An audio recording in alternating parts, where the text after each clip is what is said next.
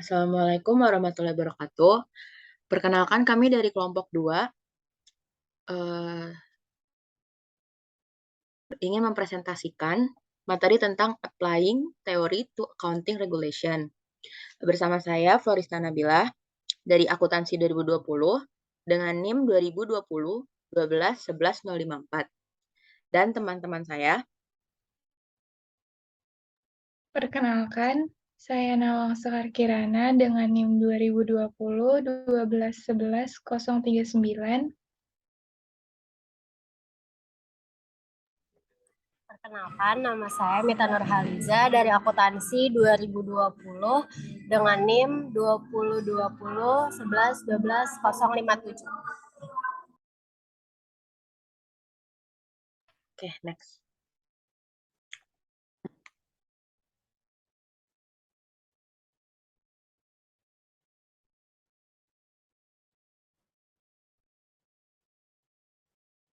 Sebelum kita masuk pada bab pertama, saya ingin memaparkan pendahuluan, yaitu pada teori chapter ini, yaitu pada akhir setiap kuartal, perusahaan setengah tahun dan tahun keuangan sibuk mempersiapkan laporan keuangan tahunan yang kemudian diaudit oleh auditor independen. Perusahaan mengajukan akun mereka ke lembaga pemerintah, dan perusahaan yang terdaftar memberikan laporan dan informasi lainnya untuk bursa saham mereka. Biasanya perusahaan itu mengeluarkan siaran pers untuk investor dan penasihat.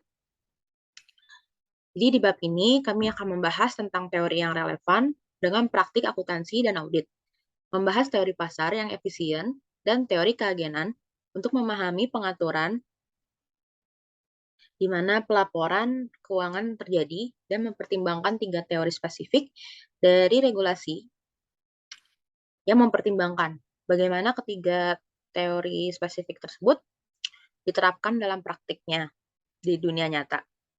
Jadi bab ini tuh mengidentifikasi banyak pihak yang berbeda yang terlibat dalam persiapan dan regulasi pelaporan keuangan.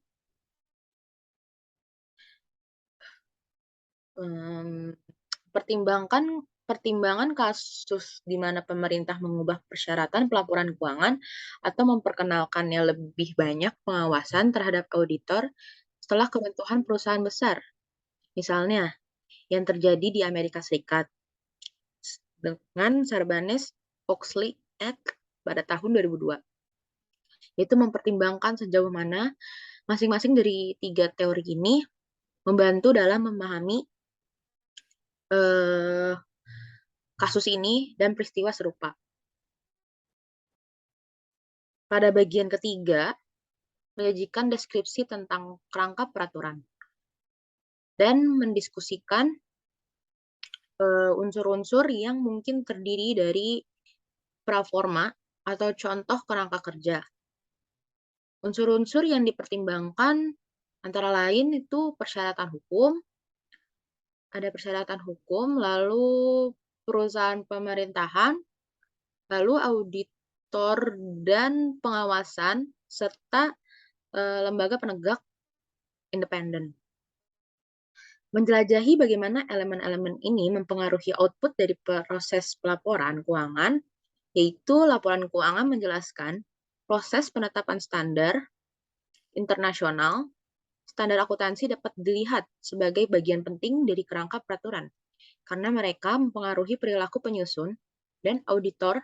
Dengan demikian, informasi yang disediakan untuk pengguna laporan keuangan bisa terjadi. Oke, karena standar akuntansi melibatkan transfer kekayaan,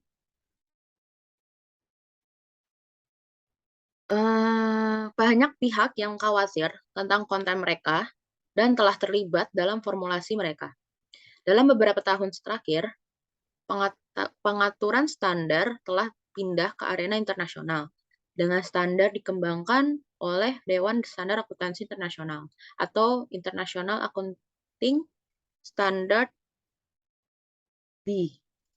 yang berbasis di London, digunakan di lebih banyak dari 100 negara. Tujuan harmonisasi pelaporan keuangan telah menyebabkan IASB ini bekerja sama dengan Dewan Standar Akuntansi Keuangan Amerika Serikat pada sejumlah proyek bersama. Kami juga akan menjelaskan perkembangan standar auditing yang semakin internasional. Masuk ke bab pertama, yaitu teori regulasi yang relevan dengan akuntansi dan auditing. Next. Terdapat beberapa teori yang relevan untuk memahami regulasi terkait pelaporan keuangan. Beberapa di antaranya adalah, yang pertama ada teori pasar efisien. Yang kedua, teori keagenan. Dan yang ketiga, teori regulasi. Next.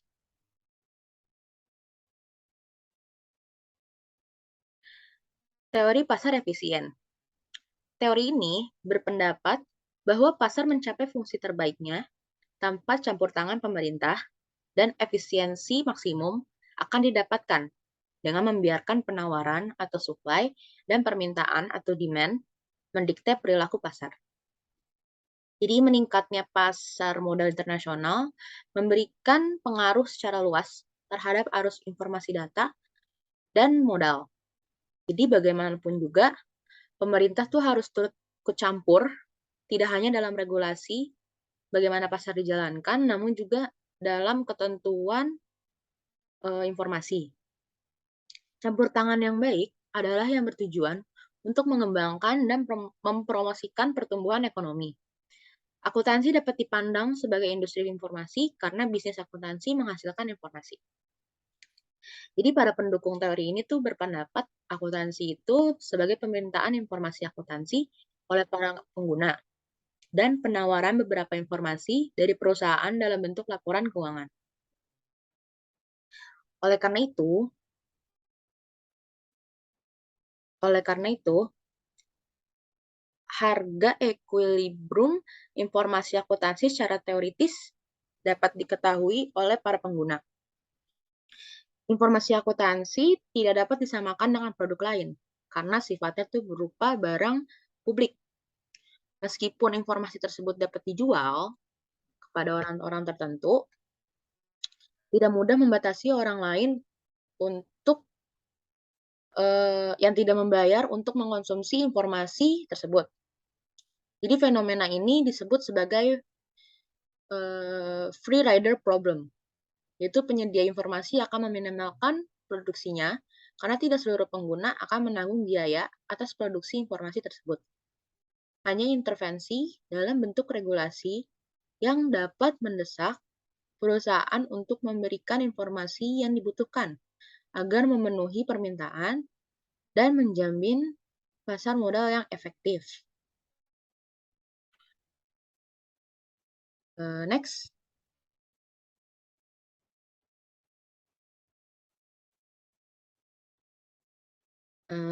Di sini ada teori keagenan. Permintaan atas informasi keuangan dapat dikategorikan sebagai penata layanan atau ditujukan untuk pengambilan keputusan. Teori keagenan ini tuh berfokus pada hubungan pemilik yang mempercayakan sesuatu kepada manajer atau agen.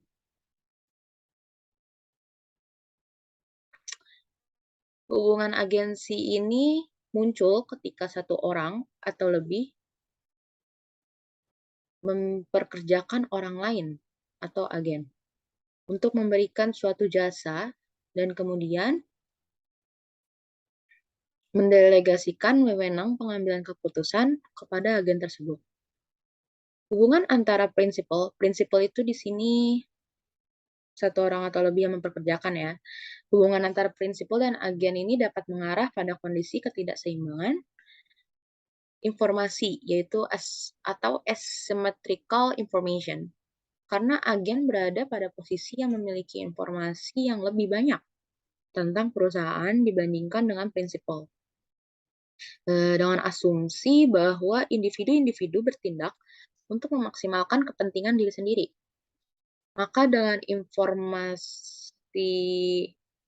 asimetri yang dimilikinya, akan mendorong agen untuk menyembunyikan beberapa informasi yang tidak diketahui prinsipal. Jadi dalam kondisi ini tuh agen dapat mempengaruhi angka-angka akuntansi yang disajikan dalam laporan keuangan dengan cara melakukan manajemen laba.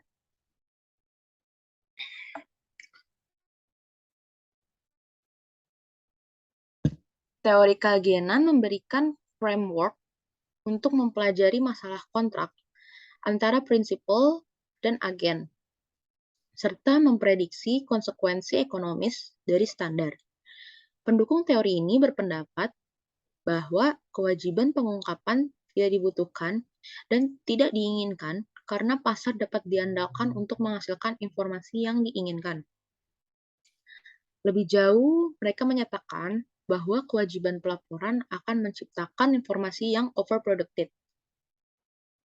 Salah satu cara yang digunakan untuk memonitor masalah kontrak dan membatasi perilaku opportunist management itu kayak corporate governance. Itu prinsip-prinsip pokok corporate governance itu perlu diperhatikan untuk terselenggaranya praktik good corporate governance. Itu terdiri dari adanya transparansi atau transparency, akuntabilitas atau accountability, keadilan atau fairness, dan tanggung jawab atau responsibility. Next.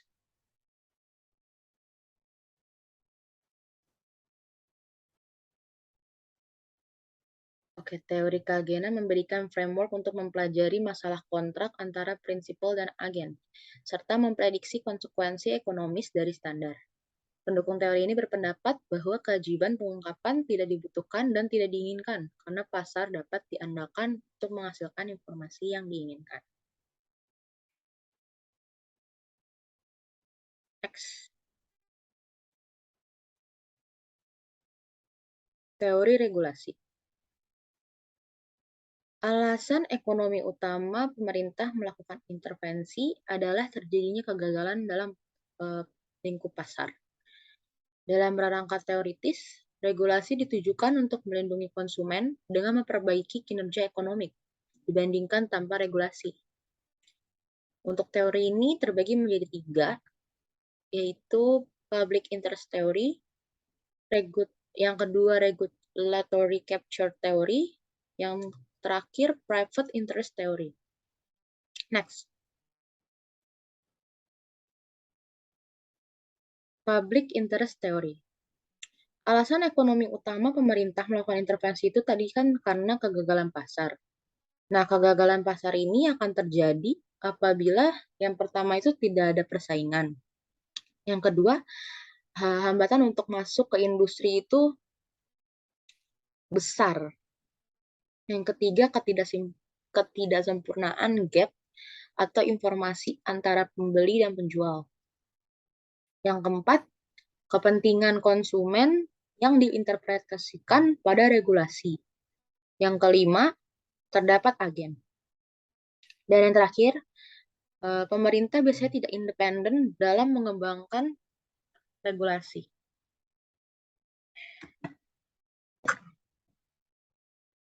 Public interest theory ini tuh didasarkan pada asumsi bahwa pasar ekonomi adalah subjek pada ketidaksempurnaan pasar atau kegagalan transaksi yang apabila tidak diperbaiki akan menimbulkan efisiensi dan hasil yang tidak adil.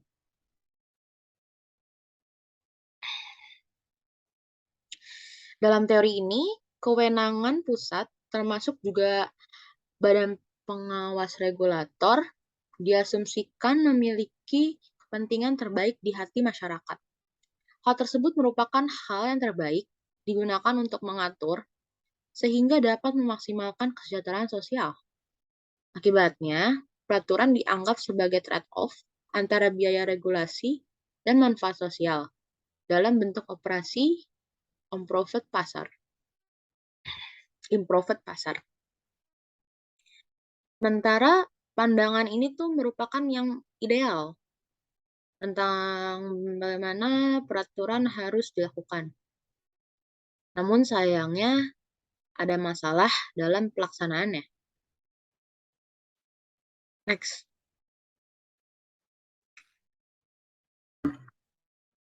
Regulatory capture theory. Jadi pada teori ini itu mempertahankan regulasi dalam pelaporan keuangan. Meskipun alasan utama dibentuknya regulasi itu untuk melindungi kepentingan publik. Itu tidak dapat dicapai. Karena pihak yang diatur dapat mengatur dan mendominasi regulator dalam proses regulasi. Asumsi yang digunakan dalam teori ini adalah semua anggota masyarakat rasional secara ekonomi akan mengejar kepentingan pribadinya, dan pemerintah tidak memiliki peran independen dalam proses regulasi. Regulatory agency capture terdapat pada administrasi, implementasi, dan evaluasi atas efek proses kebijakan pada area regulasi apapun.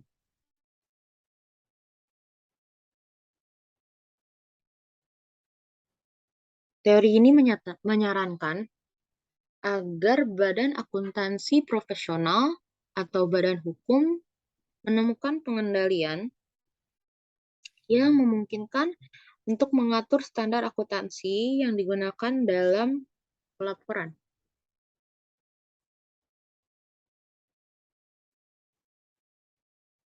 Next.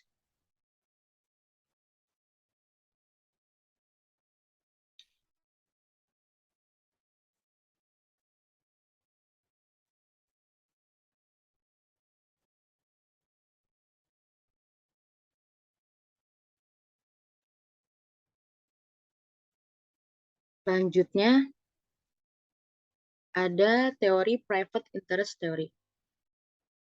Muncul karena ketidakpuasan atas teori-teori sebelumnya.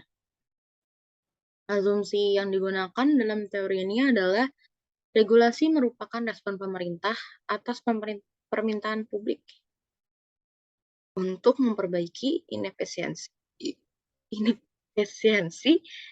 dan ketidakadilan. Teori ini sebenarnya pernah disampaikan oleh George Stigler pada tahun 1971 yang mengatakan bahwa aktivitas seputar peraturan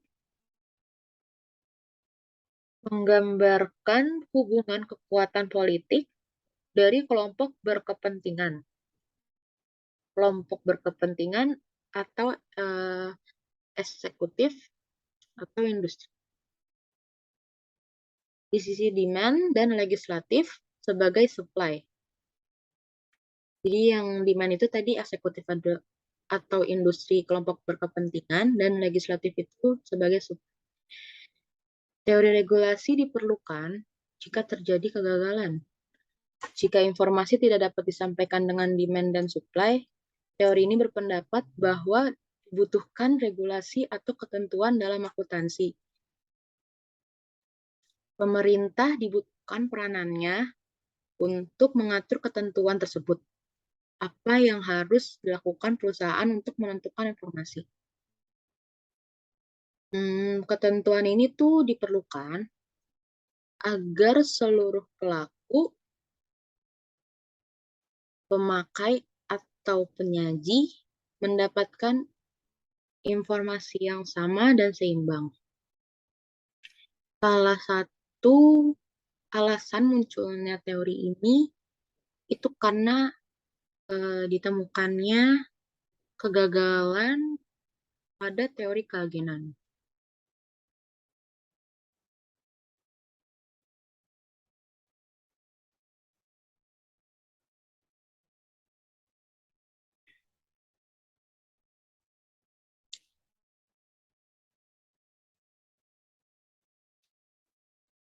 Next.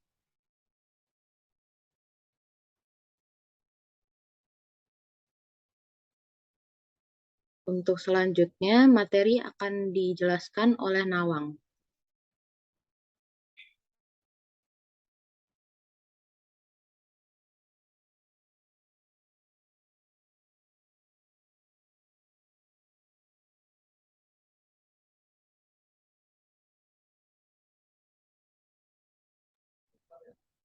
Selanjutnya yaitu bagian B, bagaimana teori regulasi diterapkan pada praktik akuntansi dan auditing.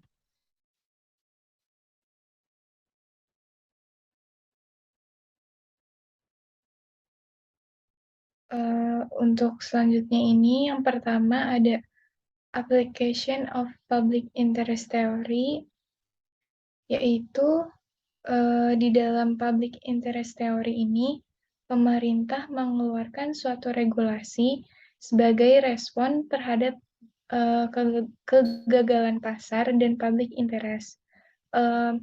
Argumen dasarnya adalah mekanisme pasar telah gagal dan pemerintah perlu bertindak untuk mengatasinya. Contoh aplikasi di dunia nyatanya itu yaitu kasus Enron, di mana pemerintah Amerika Serikat memutuskan untuk mengeluarkan Sarbanes-Oxley Act atau SOX pada tahun 2002 agar meminimalisir terulangnya kasus semacam Enron.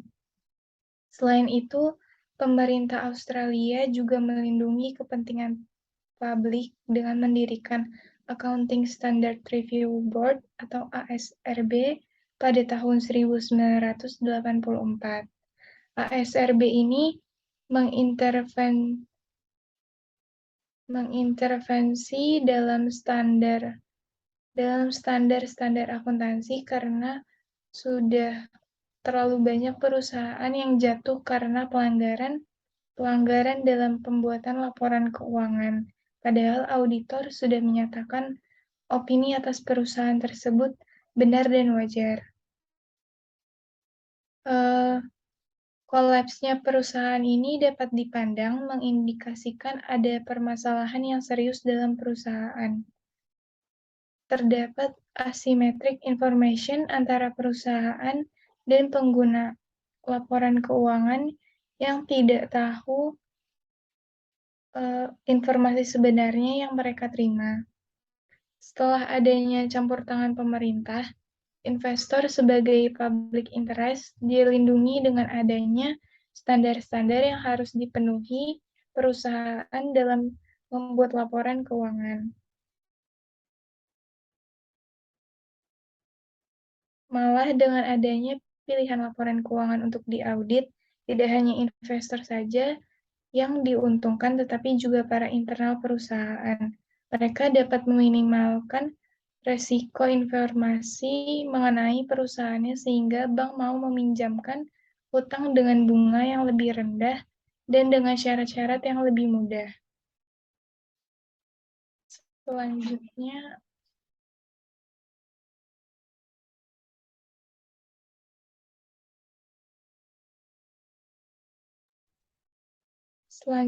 yaitu ada application of capture theory. Walker memberikan pendapatnya bahwa meskipun tujuan kepentingan publik merupakan salah satu alasan diperkenalkannya ASRB, namun dia percaya bahwa capture theory juga berperan penting dalam proses pembuatan peraturan oleh ASRB. Ia menyimpulkan bahwa profesi akuntan mempengaruhi keputusan yang dibuat oleh ASRB.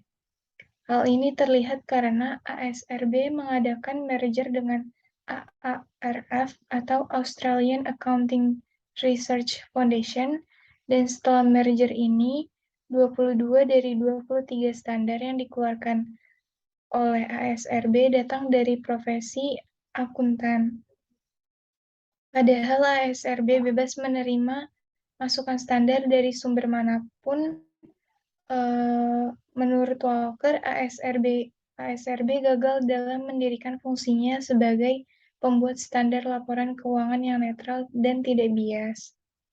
Berdasarkan cara pandang capture theory, bahwa regulasi mengintervensi standar akuntansi sudah didesain dalam rangka melindungi kepentingan publik agar tidak terjadi lagi kasus kolapsnya perusahaan dan terdapatnya asymmetric information. Contoh asumsi lain apakah telah terjadi capture teori di dunia akuntansi, yaitu keputusan untuk membuat IFRS sebagai standar akuntansi di seluruh dunia. Hal ini memperlihatkan bahwa keputusan penggunaan IFRS secara global sangat menguntungkan perusahaan besar yang go publik karena ini akan mempermudah mereka dalam mendapatkan modal secara bebas. Ini disebabkan oleh investor lebih mudah mengerti laporan keuangan perusahaan dari negara lain dan dapat membandingkan laporan keuangan dengan lebih mudah antara perusahaan lokal dengan perusahaan negara lain.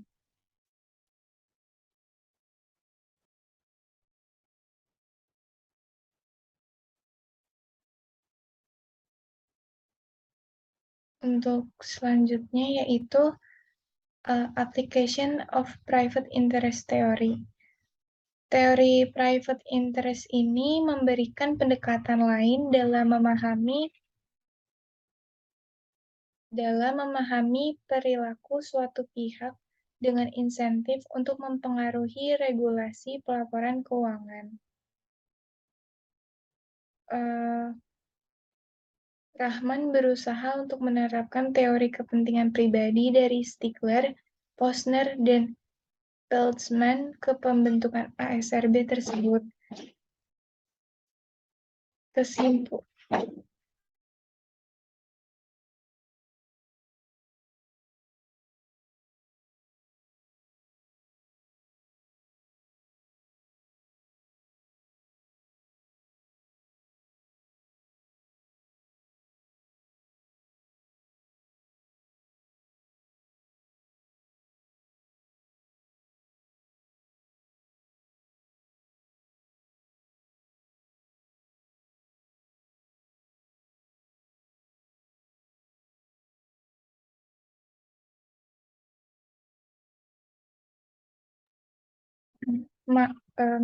Selanjutnya, kesimpulan dari Rahman adalah bahwa ada beberapa keterbatasan dalam penelitian Walker.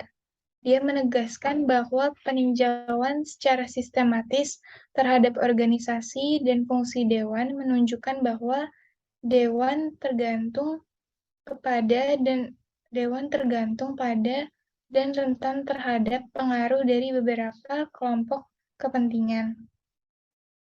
Kemudian Rahman menemukan bahwa dewan juga tergantung pada National Companies and Securities Commissions atau NCSC untuk penegakan standar. Ada atau tidak adanya standar yang menghambat administrasi dari efisiensi hukum perusahaan dengan demikian bertanggung jawab untuk menerima perhatian dari NCSC atau sekarang Australian Securities and Investment Commission atau ASIC. Selanjutnya, Rahman berpendapat bahwa Walker gagal untuk menyebutkan kehadiran sejumlah eksekutif perusahaan di Dewan ASRB, padahal manajer perusahaan dan direksi yang dibutuhkan untuk memenuhi standar akuntansi wajib hadir pada pengenalan ASRB tersebut. Dari perspektif ini, profesi akuntansi tidak mengcapture proses penetapan standar di Australia. Sebaliknya, dapat dikatakan bahwa kelompok produsen yang terorganisasi dengan baik dan mampu memegang pengaruh politik yang signifikan dibandingkan dengan baik profesi akuntan atau pengguna kelompok yang lebih besar tapi lebih menyebar, menjadi ekstensif, terlibat dalam, dan akhirnya dikontrol perdebatan tentang proses regulasi penetapan standar dilakukan di tahun 1980-an.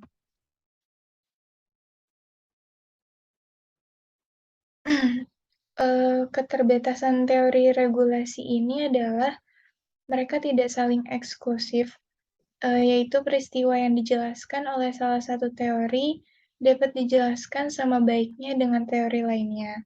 Tidak dijelaskan bahwa penjelasan tunggal dapat dipertahankan.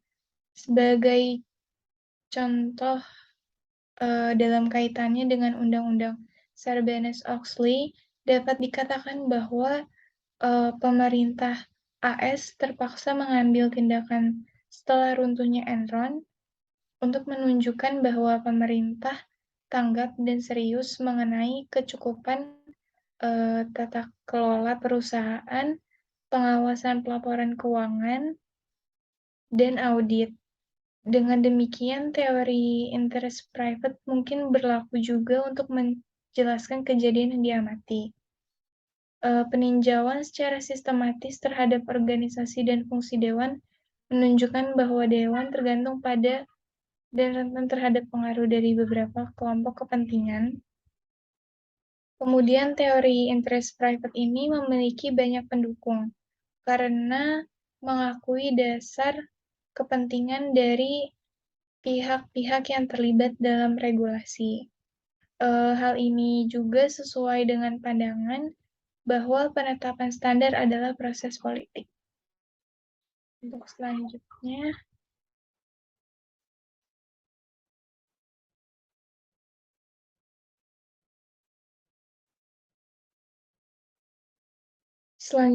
yaitu standard setting as a political process, yaitu pengaturan standar dipandang sebagai proses politik karena berpotensi secara signifikan mempengaruhi kesejahteraan berbagai kelompok kepentingan. Oleh karena itu, kelompok-kelompok ini berusaha untuk mempengaruhi pengenalan peraturan. Model perilaku politik adalah ringkasan dari pilihan publik atas teori regulasi digunakan oleh Watts and Zimmerman yang berpendapat bahwa proses politik hanyalah sarana mengejar kepentingan individu atau kelompok itu sendiri. Individu atau kelompok itu dipengaruhi secara berbeda oleh peraturan akuntansi. Menanggapi ketidakpuasan masyarakat dengan pengaturan standar oleh Badan Akuntansi Profesional, pemerintah di banyak negara telah menyiapkan pembuat standar independen dalam upaya untuk menghasilkan standar kualitas tinggi yang memenuhi kebutuhan pengambilan keputusan pengguna laporan keuangan. Beberapa contoh kasus di mana lobi politik mengintervensi proses penetapan dan pada akhirnya dikeluarkan oleh Dewan, yaitu yang pertama ada financial instrument atau instrumen keuangan menyangkut IAS 39 instrumen keuangan pengakuan dan pengukuran pada awal tahun 2002 di mana Eropa akan mengadopsi IAS. Banyak sekali perhatian berfokus pada standar yang ada pada IAS.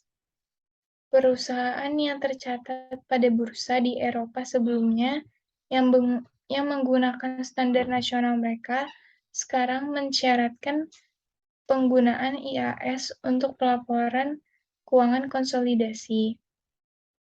Pada area instrumen keuangan terjadi potensi perubahan dramatis yang potensial.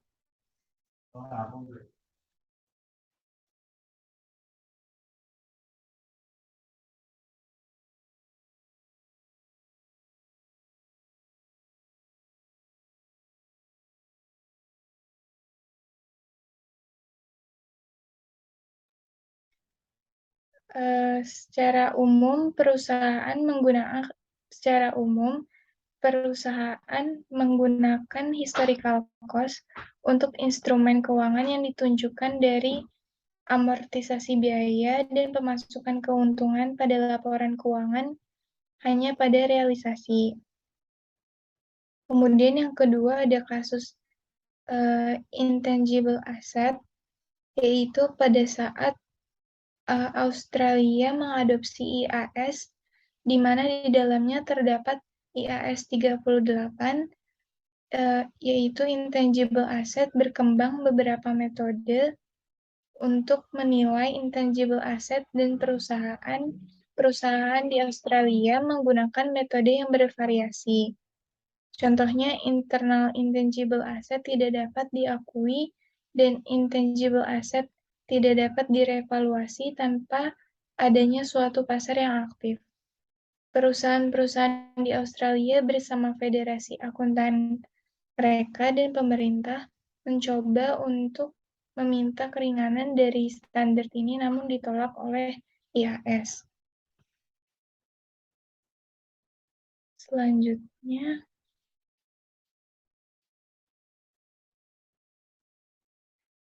yaitu bagian C, ada kerangka peraturan untuk pelaporan keuangan. Pada kerangka pelaporan ini terdapat beberapa pihak yang berperan aktif dalam pelaporan keuangan, yaitu para pembuat laporan keuangan dan auditor eksternal, serta para pembuat peraturan. Aktivitas pihak-pihak tersebut dipengaruhi oleh lingkungan tempat laporan keuangan dihasilkan, seperti hukum, ekonomi, politik, dan sosial. Meskipun terdapat perbedaan dalam kerangka regulasi yang digunakan dalam menghasilkan laporan keuangan, pada negara-negara di dunia masih ada beberapa unsur yang umum digunakan. Unsur-unsur tersebut yaitu yang pertama ada statutory requirements atau persyaratan perundang-undangan. Persyaratan perundang-undangan yang dalam hal ini dapat juga dikategorikan sebagai persyaratan hukum di perusahaan, memiliki peran sebagai insentif untuk menghasilkan laporan keuangan yang akan diaudit. Oleh karena itu, direksi dan auditor harus memenuhi persyaratan hukum untuk pelaporan tersebut seperti yang tercantum dalam peraturan perusahaan. Pada satu sisi, hukum atau peraturan dalam perusahaan memberikan mandat persyaratan yang mendasar yang berhubungan dengan laporan apa yang harus dipersiapkan serta kapan penyiapan laporan tersebut. Selain itu, dimungkinkan adanya persyaratan lain yang berhubungan dengan informasi yang harus dicantumkan. Persyaratan tambahan untuk laporan keuangan berasal dari standar akuntansi yang spesifik dan dalam beberapa jurisdiksi, standar-standar tersebut mempunyai kekuatan hukum. Peraturan perusahaan sebagai bagian dari sistem hukum yang lebih luas juga mencantumkan cara untuk mengawasi kepatuhan terhadap persyaratan hukum tersebut. Selain itu, sistem ini juga menyediakan sanksi dan penalti yang dapat meningkatkan kepatuhan terhadap peraturan perusahaan. Next. Yang kedua yaitu ada corporate governance atau tata kelola perusahaan. Kebanyakan praktik tata kelola perusahaan ini mengacu pada struktur, proses, dan institusi di dalam dan di sekitar organisasi yang membagi kekuasaan dan kontrol sumber daya di antara para partisipan. Beberapa praktik tata kelola perusahaan berasal dari peraturan yang mengharuskan direksi untuk melakukan tindakan yang spesifik terhadap manajemen pada perusahaan mereka. Meskipun begitu, sebuah kerangka peraturan dapat berisi pedoman tambahan untuk tata kelola perusahaan dan aturan yang muncul dari sektor swasta yang dengan sukarela memberikan rekomendasi dan aturan pencatatan di bursa saham. Pedoman tata kelola perusahaan dapat menjadi rekomendasi praktik yang baik bagi direktur dalam mengadopsi mekanisme perusahaan yang tepat dan sesuai dengan kondisi masing-masing perusahaan.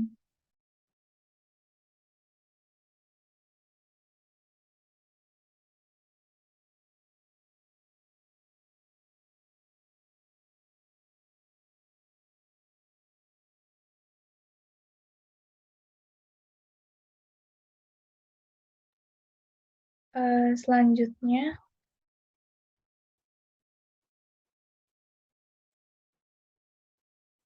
yang ketiga yaitu ada auditors and oversight atau auditor dan pengawas.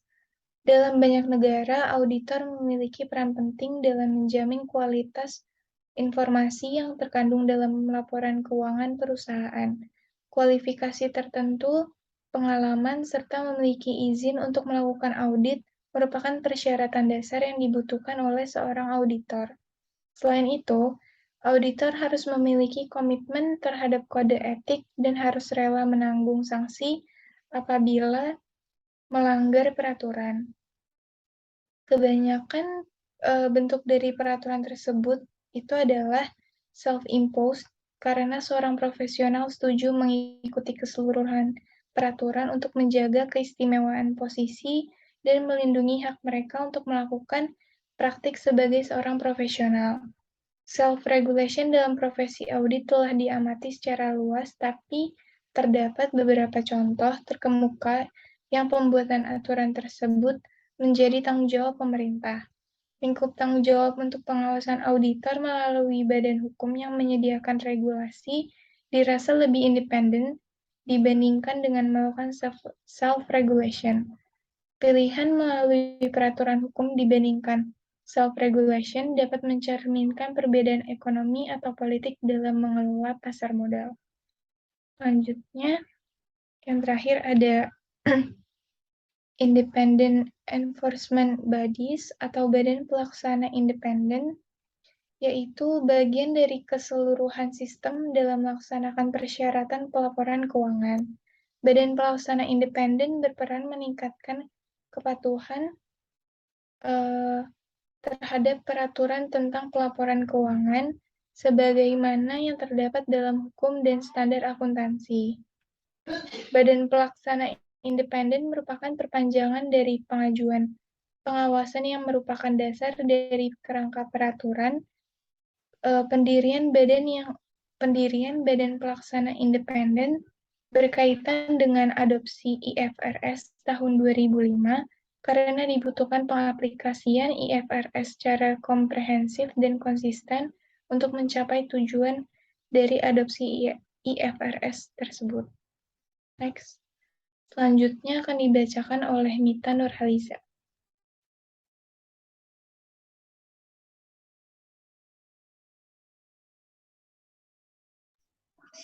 Selanjutnya, struktur kelembagaan untuk menetapkan standar akuntansi dan audit.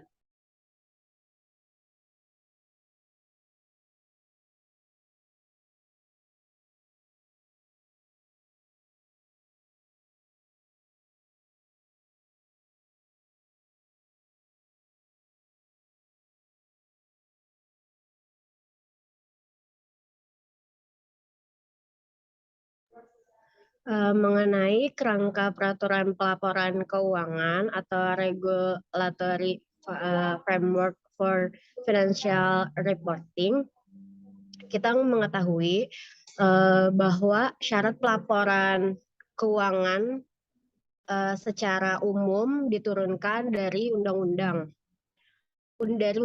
hukum dan standar akuntansi.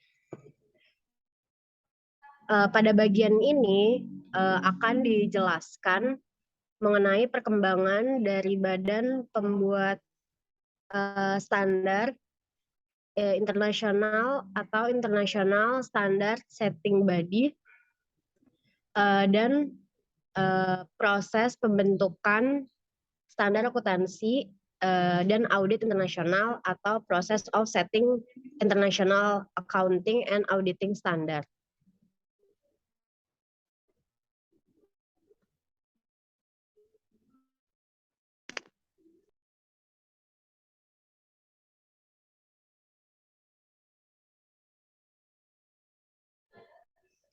Perkembangan awal standar akuntansi dimulai ketika dibentuknya International Accounting Standard Committee atau IASC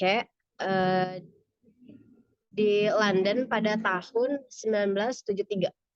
Next. Jadi perkembangan IASC itu, IASC kepanjangannya dari International Accounting Standard Committee, dibentuk di London pada tahun 1973. Komite ini berisikan perwakilan dari badan akuntansi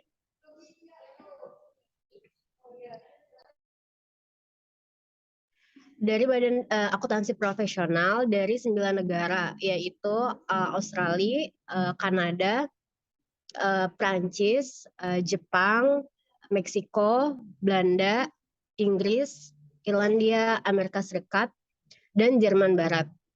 Sasarannya adalah untuk mengembangkan standar akuntansi sektor swasta yang cocok untuk digunakan di negara-negara seluruh dunia.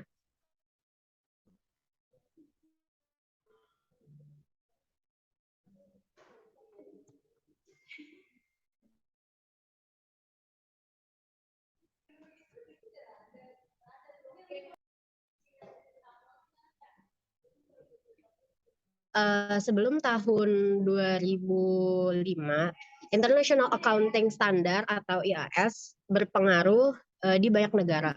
Papua New Guinea dan Indonesia mengadopsi IAS sebagai negara-negara tersebut belum memiliki struktur pembuatan standar nasional. IAS juga digunakan oleh Singapura dan Hong Kong dalam pengembangan standar akuntansi nasional mereka. Selain itu, IAS juga telah digunakan sejak awal tahun 1990 oleh Switzerland dan Jerman. Di negara-negara tersebut, akuntansi nasional mencerminkan orientasi stakeholder yang muncul dari kerangka hukum yang berlaku dan sistem akuntansi berbasis pajak. Perusahaan-perusahaan yang ada di negara tersebut menggunakan IAS untuk menyediakan informasi tambahan kepada peserta pasar modal dalam bentuk yang lebih transparan dan dapat dibandingkan atau comparable. Next. Okay. IASC dibentuk oleh negara-negara yang memiliki praktik dan pendekatan standar akuntansi yang berbeda. Awalnya, IAS seringkali memperbolehkan adanya pemilihan suatu kebijakan akuntansi untuk membuat preferensi dari berbagai negara anggota. Oleh karena itu, selama akhir tahun 1980-an, International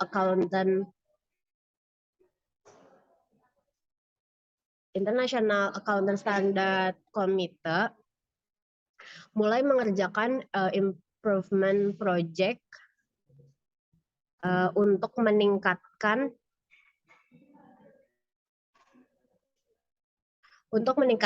kualitas international accountant standar dan menghilangkan banyak perlakuan opsional. Meskipun terdapat peningkatan penggunaan IAS yang mendunia, namun IASC faktanya bukanlah badan penyusun standar yang independen, sehingga dibentuknya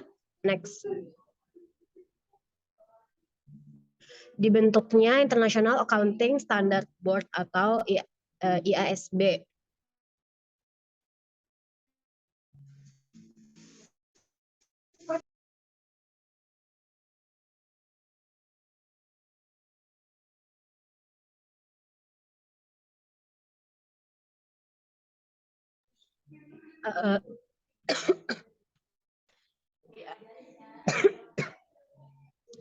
IASB ini merupakan badan pembuat standar yang independen dan strukturnya berdasarkan dari Financial Accounting Standard Board atau FASB. International Accounting Standard Board ini beranggotakan 14 orang dengan jam kerja penuh atau full-time members yang dipilih berdasarkan kemampuan dan pengalaman dalam menyusun standar dan profesional dalam akuntansi. International Accounting Standard Board memiliki tanggung jawab untuk memperbaharui IAS yang telah ada dan membuat International Financial Reporting Standard atau IFRS.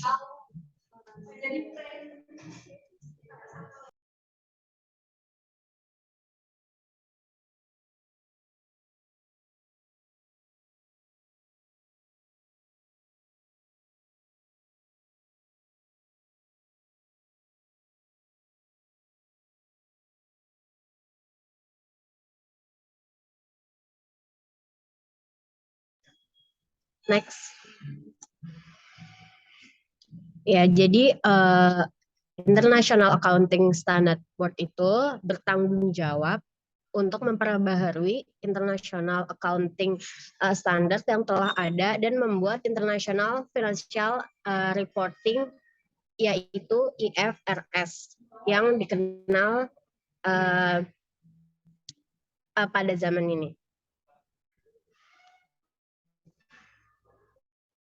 Next. Nih, aktivitas International Accounting Standard Board menjadi semakin penting, terutama dimulai sejak 2002 dengan adanya keputusan European Commission atau EC untuk mengadopsi standar IASB pada tahun 2005. EC mengumumkan kepada seluruh perusahaan publik di negara-negara anggota Uni Eropa untuk menyiapkan akun konsolidasian berdasarkan standar atau IASB. Perubahan yang fundamental ini merupakan langkah penting dalam mempromosikan pembuatan informasi keuangan yang lebih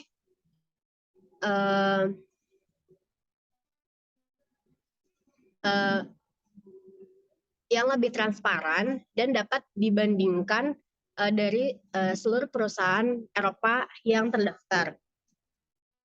Adopsi ini merupakan tuntutan dari sebuah tujuan untuk menciptakan sebuah pasar modal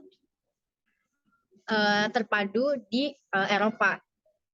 Jadi sejumlah aktivitas yang dilakukan oleh IASB dan negara-negara Uni Eropa terkait putusan untuk mengadopsi standar tersebut antara lain, yaitu yang pertama ada IASB perlu untuk membuat standar yang stabil dengan tenggat waktu 1 Maret 2004 untuk kemudian ditinjau ulang oleh Accounting Regulatory Committee ARC milik Eropa Committee. Yang kedua, setiap negara anggota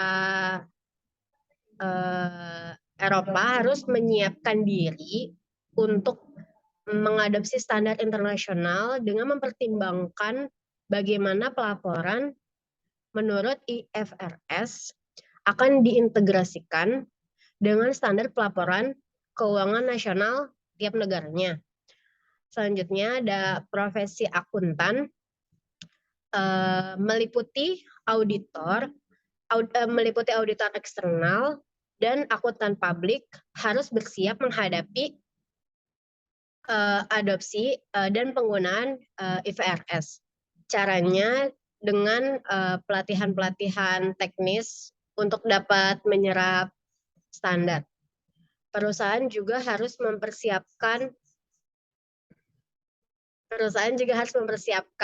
para karyawannya untuk mengerti standar internasional tersebut, dan perusahaan harus berkomunikasi dengan para investor dan penyedia keuangan mengenai dampak dari adopsi IFRS terhadap laporan keuangan negara mereka.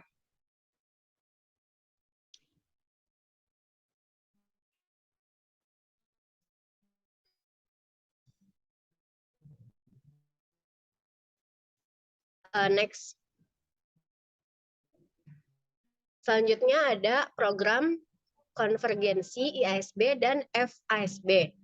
Jadi pada tahun 2002 dibentuk program konvergensi IASB atau FASB yang diberi nama Norwalk Agreement.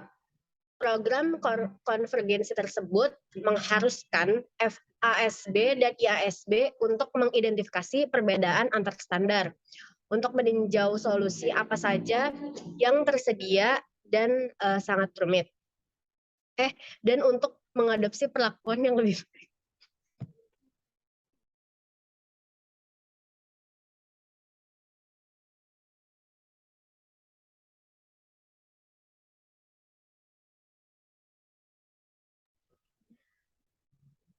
Dalam praktiknya, proses konvergensi ini sangat rumit. Beberapa perbedaan muncul karena terdapat perbedaan mendasar antara kedua standar. US GAAP dikenal sebagai standar yang berdasarkan aturan rule-based standar, sedangkan IAS merupakan standar yang berdasarkan prinsip atau principle based standard. Next. Selanjutnya ada standar akuntansi sektor publik. IASB merupakan standar untuk sektor swasta. Standar yang berbeda mungkin saja diterapkan di sektor pemerintahan karena organisasi pemerintahan memiliki tujuan dan stakeholder yang berbeda dengan perusahaan swasta. Setiap negara harus menentukan sejauh mana standar IASB dapat digunakan oleh entitas sektor publik. Standar akuntansi pemerintah yang ditetapkan dengan peraturan pemerintah nomor 71 tahun 2010.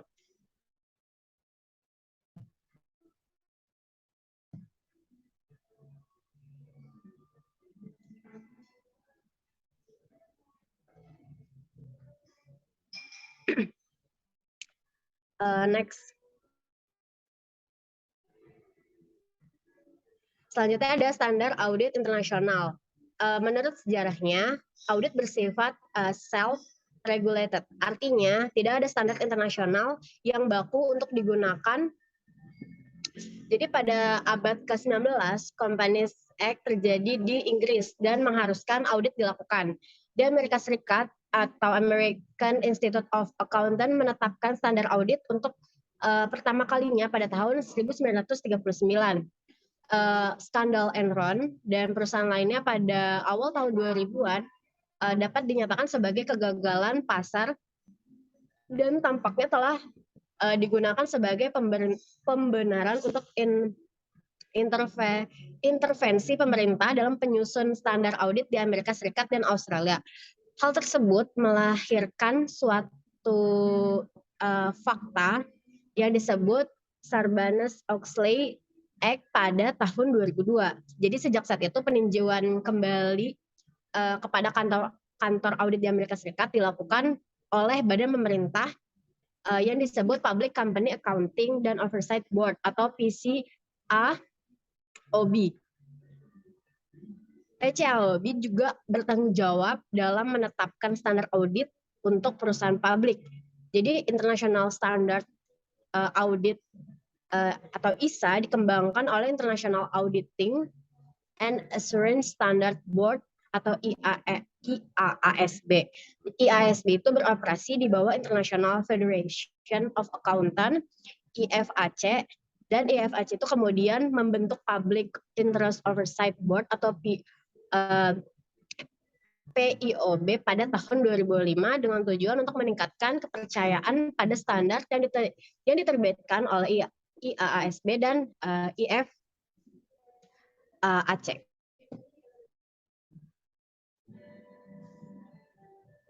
Next.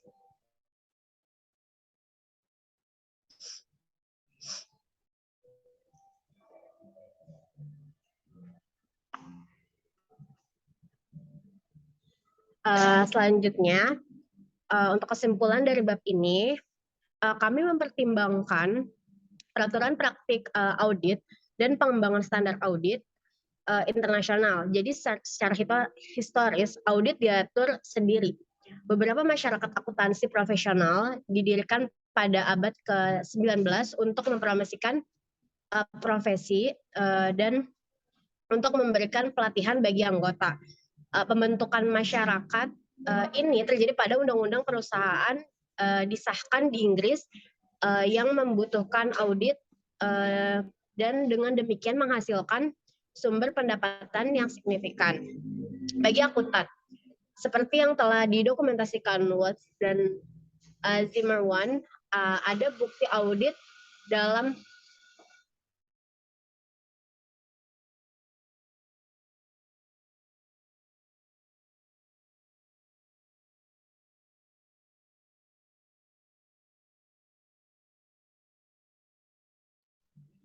seperti yang telah didokumentasikan Watts dan Zimmerman, ada bukti audit dalam sejarah awal perusahaan.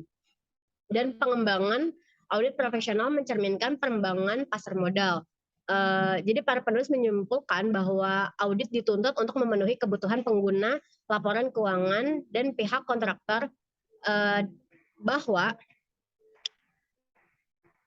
bahwa undang-undang yang membutuhkan audit hanya mengkodifikasi praktik terbaik yang ada.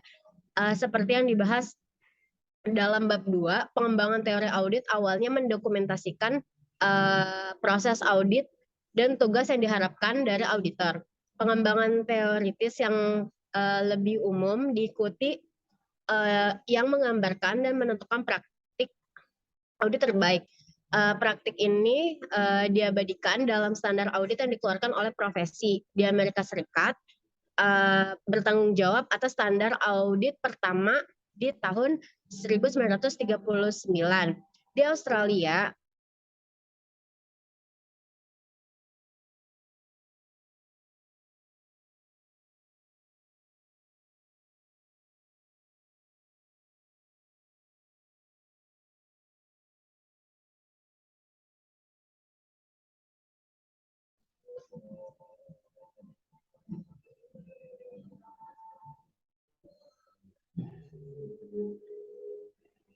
namun bentuk peraturan ini melemah jika tidak ada persyaratan hukum bagi akuntan untuk menjadi anggota Badan Profesional American Institute atau CPA, memulai sistem peer review pada 1960-an meskipun bersikap sukarela hingga tahun 1989.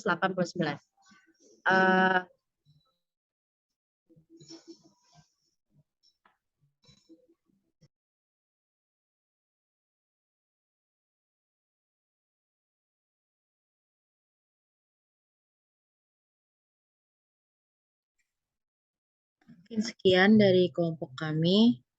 Jika ada kesalahan, kurang lebihnya mohon maaf. Wassalamualaikum warahmatullahi wabarakatuh.